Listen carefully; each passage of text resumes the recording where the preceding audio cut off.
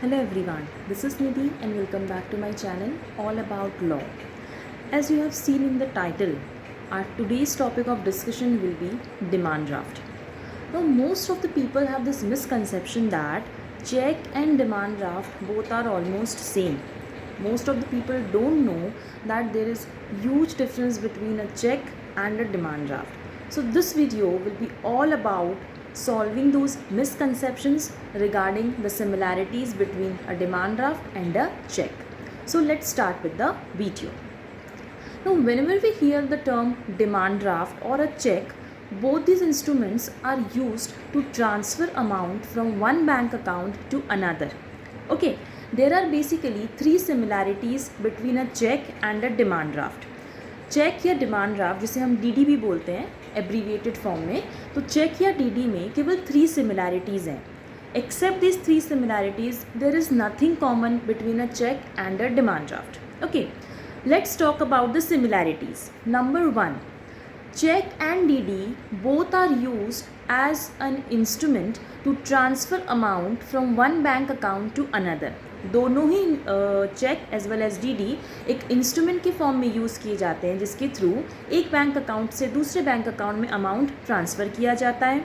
Second similarity is that cheque and DD both have a validity of 3 months. Okay, cheque and DD दोनों केवल 3 months के लिए valid होते हैं.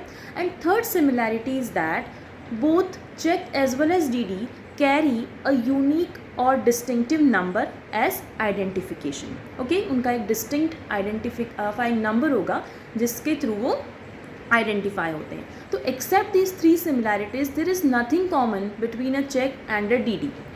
Then what are the differences? So let's talk about the differences. As I already told you that a DD is used as an instrument to transfer amount from one bank account to another. Now in case the amount involved is too high, okay, and the parties are also unknown to each other, okay, there will be lack of trust. Obviously there will be lack of trust. So in that case it is advisable that we must exchange money through DD. क्यों? Because what happens in case of DD is that DD हमेशा prepaid होता है. Prepaid का मतलब ये हुआ कि bank हमेशा ये इंश्योर कर लेगा कि जो कस्टमर है जिसने डीडी इशू किया है उसके अकाउंट में सफिशिएंट बैलेंस हो, तभी वो डीडी क्या किया जाएगा, इशू किया जाएगा. अगर सफिशिएंट बैलेंस नहीं है तो डीडी इशू नहीं किया जाता. या फिर डीडी कैश के फॉर्म में कस्टमर से कैश लेकर भी डीडी इशू किया जा सकता है. इसका मतलब है कि the counter party risk will be zero in case of a DD.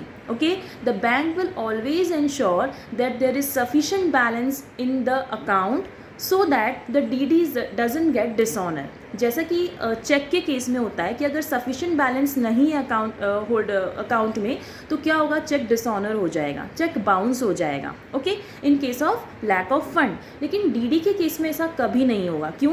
क्योंकि हमेशा डीडी पहले या तो कैश में अमाउंट रिसीव कर लिया जाएगा, बैंक हमेशा कैश में अमाउंट रिसीव कर लेगी, या फिर अकाउंट में सफिशिएंट बैलेंस होने पर ही डीडी को इशू किया जाएगा. ओके, तो इसका मतलब कि जो पेई है जिसे अमाउंट रिसीव होना है वो हमेशा एक सेफर साइड रहेगा. हमेशा वो there will be no risk बिल्कुल भी नहीं रहेगी, क्योंकि उसे पता रहेगा कि मुझे अमाउंट रिसीव हो जाएगा, क्योंकि डीडी कभी भी डिसऑनर नहीं होता है. तो whenever there are unknown parties to each other and the amount involved is too high, always opt for a safer option, that will be DD. लेकिन चेक के केस में क्या होता है, चेक डिसऑनर हो सकता है, काउंटर पार्टी रिस्क हमेशा हाई होती है. दूसरा डिफरेंस ये है चेक और डीडी के केस में कि even if you are not the customer of that bank, even if you are not having account in that particular bank, still you can issue a DD.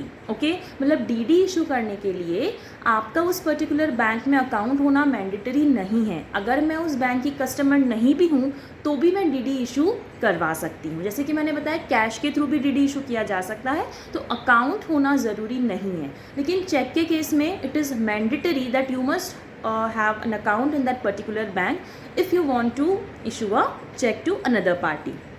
तीसरा difference ये है check और DD के case में कि जब आपको check encash करवाना है, okay, the person who is receiving the amount, जो पेई होता है, कि the signature is mandatory in order to encash a cheque, लेकिन डीडी के केस में signatures are not mandatory.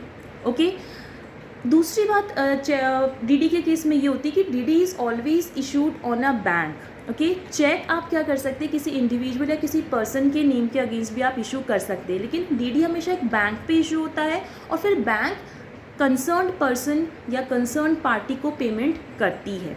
Clear हुआ इतना? तो ये बेसिकली चेक और डीडी में डिफरेंसेस थे जो I guess most of the people were unknown about all these differences. So I hope after watching this video, all the misconceptions or all the जो भी queries हैं regarding DD, it must have been resolved. And till we meet again, hope to see you soon. Till then, goodbye, take care and have a nice day.